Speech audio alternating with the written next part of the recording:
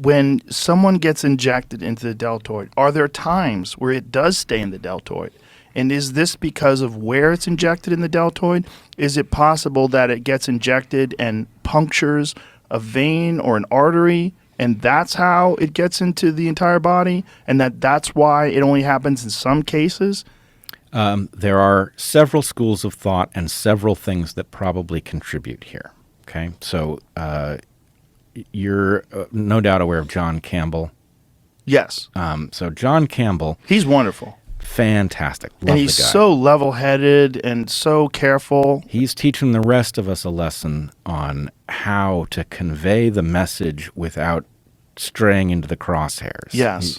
I love the guy, both at the level of his comprehension, his dedication to teaching things in such a way that people understand it. Anyway, and his expertise. I think so highly of him. Yes, me too. And he's been for a long time pointing out that there's an obvious thing known from medicine, which is that when you inject somebody, that you pull back on the plunger and the syringe, and if you see blood, you go further in before you inject.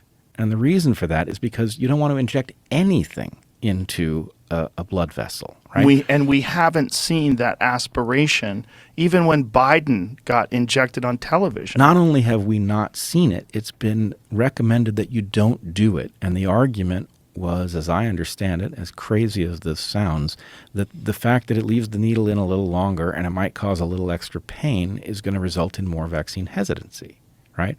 As if injecting things that are supposed to go into the muscle but then end up in the bloodstream and then cause adverse events isn't going to cause vaccine hesitancy. So is that possibly why some people got vaccinated and had no issue with it whatsoever?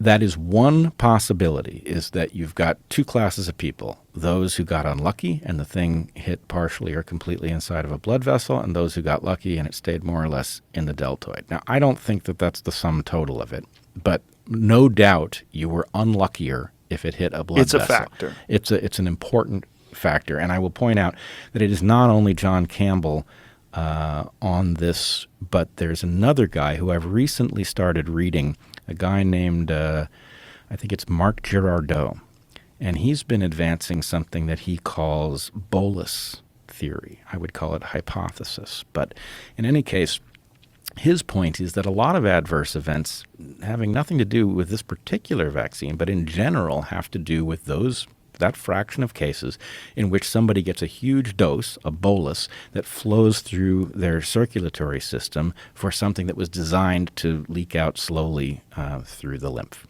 So anyway, I would encourage people to look him up and check out his take on the COVID vaccines. But